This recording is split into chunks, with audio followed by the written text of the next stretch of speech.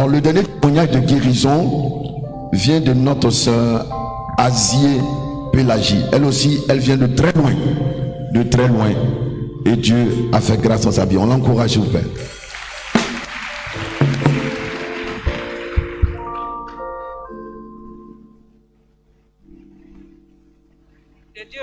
Merci au Dieu d'Israël qui me permet en ce jour d'être là en vie et de rendre ce témoignage. Et merci aussi à ses serviteurs, nos pasteurs, pour ce micro qui me permet de prendre. C'est en 2015 que je suis tombée malade. Et la maladie a duré 3 ans. J'ai été paralysée parce que j'avais un problème de colonne vertébrale. La maladie a attaqué ma colonne, ça a failli se sectionner. J'ai porté un corset couché sur le dos pendant 3 ans. Or, j'étais censée porter ce corset-là pour 3 mois pour que la colonne puisse être soudée. Mais la maladie a été très longue. Et le Seigneur ne m'a pas abandonné lors de cette épreuve. Sur tous les plans, on n'avait pas assez de moyens, mais le Seigneur était là.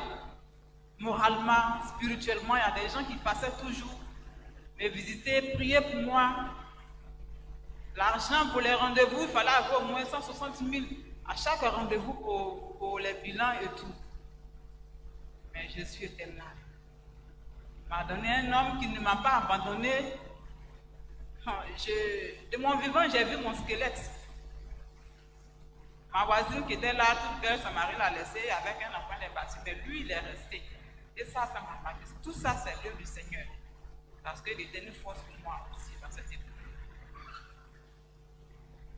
Et lors de ce désert, le Seigneur m'a fait grâce. Il m'a guéri de cette maladie. Parce que j'ai fait 1 an et demi avant qu'on ne sache de quoi je souffre. Ouais. J'ai été guéri de cette maladie. Et malgré que j'ai été déclaré guéri, je ne pouvais pas marcher. Je ne pouvais rien faire. Mon état s'empirait. Et quand j'appelais mon médecin même ne maîtrisait plus ma situation. Il ne me comprenait pas. Parce que j'avais des signes que lui n'avait peut-être jamais vus. Et dans ce désert, j'ai eu très soif. Soif de la parole de Dieu. Et c'est comme ça que j'ai commencé à chercher, parcourir les chaînes chrétiennes. Et LMTV a retenu mon attention. Et c'est comme ça, une fois, je suivais l'émission du pasteur Jimmy Chouaga. Il a montré un lot de Bibles qu'il a lu. Et comme ça, je me suis dit, mais donc une seule personne peut lire un lot de Bibles comme ça. C'est ainsi que j'ai décidé de lire la Bible moi aussi. Et en méditant la Bible, au fur et à mesure que je méditais, le Saint-Esprit m'a enseigné, a commencé à m'enseigner, à me faire découvrir des choses que je ne savais pas. Alors, j'avais des chapelets que je récitais par jour. Je pouvais faire le Jérusalem Marie 250 fois par jour, avec de nombreuses prières. Et un matin, j'ai pris les chapelets, je les ai mis à la poubelle, la statue et tout ce que j'avais. J'ai mis tout cela à la poubelle. Et après tout cela,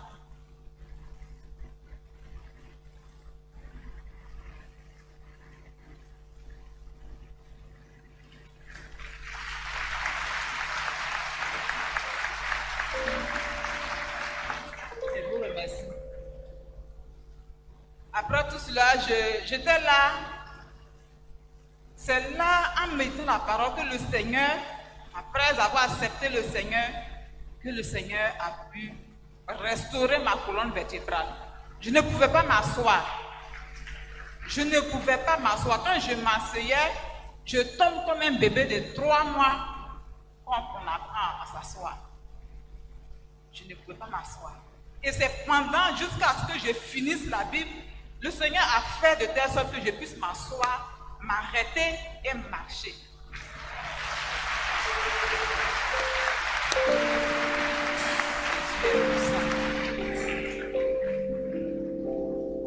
Mais je marchais maintenant, je pouvais désormais marcher.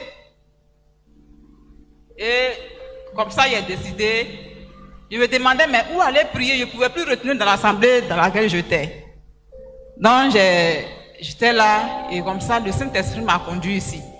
Sans qu'on ne m'invite, j'ai décidé de venir prier ici seul.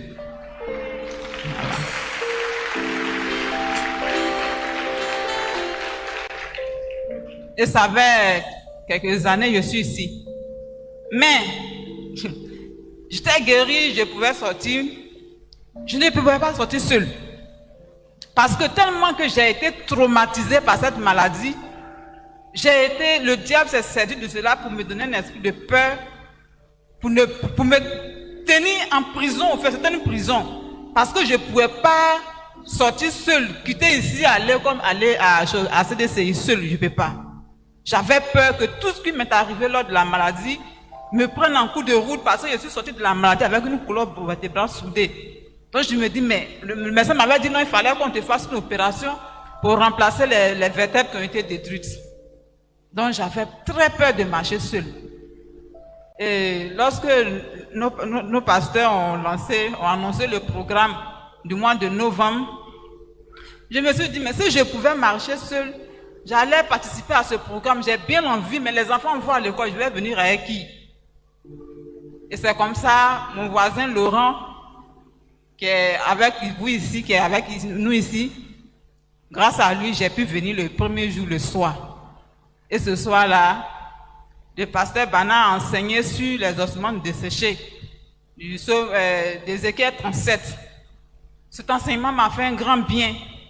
Et ce jour-là, il a accompagné de cet enseignement d'une puissante prière. Et c'est ce jour-là, j'ai été délivré.